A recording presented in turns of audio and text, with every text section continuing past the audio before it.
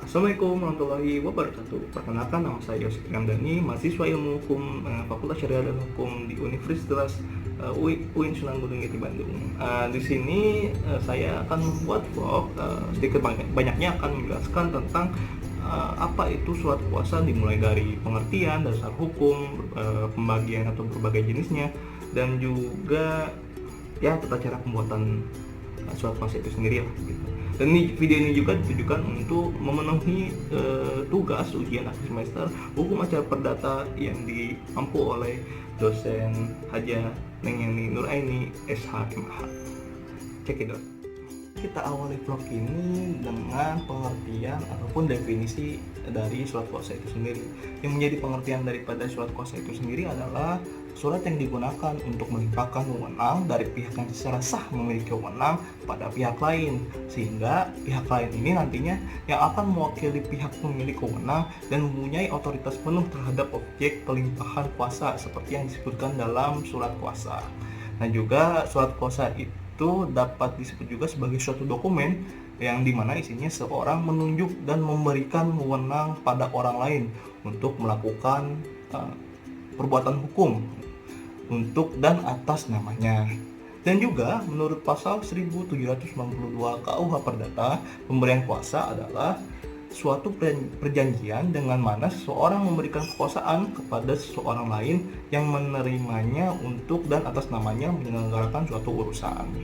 Nah, tadi semuanya adalah definisi ataupun pengertian daripada surat kuasa itu sendiri. Dan lanjut kepada dasar hukum surat kuasa. Pada dasar hukum surat kuasa, pengaturan hukum mengenai surat kuasa dapat kita temui secara tersirat dalam pasal 1792 Kitab Undang-Undang Hukum Perdata atau KUH Per, atau sering disebut juga dalam bahasa Belanda Burgerwetboek atau BW, yang menyatakan bahwa pemberian kekuasaan ialah suatu persetujuan yang berisikan pemberian kekuasaan kepada orang lain yang menerimanya untuk melaksanakan suatu atas nama orang yang memberikan kuasa.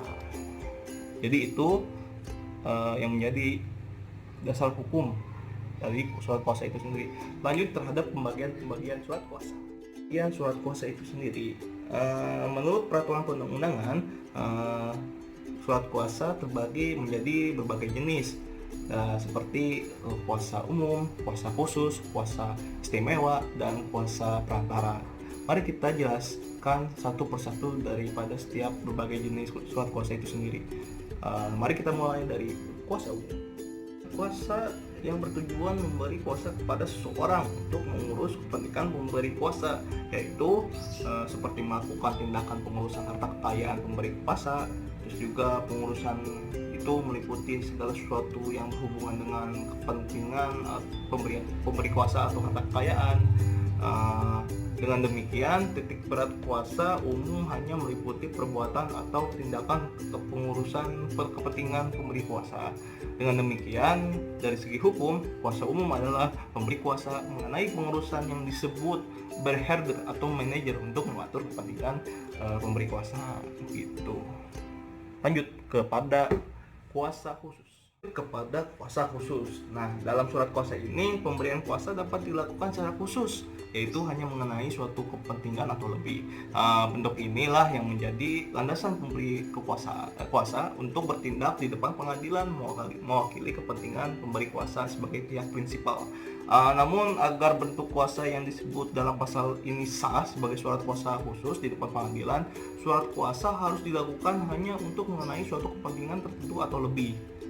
Harus disebutkan secara terperinci tindakan apa yang harus dilakukan oleh penerima kuasa.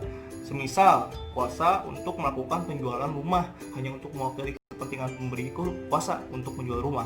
Demikian pula jika untuk mewakili pemberi kuasa untuk tampil di pengadilan, surat kuasa khusus harus mencantumkan secara terperinci tindakan-tindakan yang dapat dilakukan penerima kuasa di pengadilan. Lanjut kepada kuasa istimewa. Kuasa istimewa. Nah, surat kuasa ini mengatur pribadi pemberian surat kuasa istimewa dengan syarat-syarat yang harus dipenuhi agar sah menurut hukum, yaitu bersifat limitatif. Kebolehan pemberi kuasa istimewa hanya terbatas untuk tindakan tertentu yang sangat penting dan hanya dapat dilakukan oleh yang bersangkutan secara pribadi. Lingkup tindakannya hanya terbatas misalnya untuk menandatangani benar-benar milik pemberi kuasa, untuk membuat perdamaian, untuk mengucapkan sumpah tertentu atau sumpah tambahan sesuai aturan perundang-undangan. Dan yang kedua, harus berbentuk akta otentik atau akta notaris. Nah, surat kuasa istimewa hanya dapat diberikan dalam bentuk surat yang sah. Lanjut kepada kuasa perantara. Jenis terakhir daripada surat kuasa itu sendiri yaitu kuasa perantara. Surat kuasa perantara disebut juga sebagai agen. Dalam hal ini pemberi kuasa sebagai prinsipal memberi perintah kepada pihak kedua dalam kedudukannya sebagai agen atau perwakilan untuk melakukan perbuatan hukum tertentu dengan pihak ketiga. Apa yang dilakukan oleh agen mengikat prinsipal sebagai pemberi kuasa sepanjang tidak bertentangan atau melampaui batas kewenangan yang diberikan. Kita lanjut kepada pembahasan terakhir yaitu tata cara pembuatan surat kuasa. Pembahasan terakhir yaitu tata cara pembuatan surat kuasa. Bagaimanapun kita kan hidup di negara hukum ya. Bagaimanapun juga kita harus paham mengenai urusan-urusan yang mengenai tentang hukum itu sendiri, termasuk tata cara pembuatan surat kuasa. Mari kita lanjut. Cara membuat surat kuasa yang baik dan benar itu bisa dilihat dari tata cara penulisannya. Ya sebenarnya sih ini pasti sudah pernah diajarkan ya pada saat kita duduk sekolah ataupun kita kuliah, itu apalagi yang ngambilnya jurusan ilmu hukum.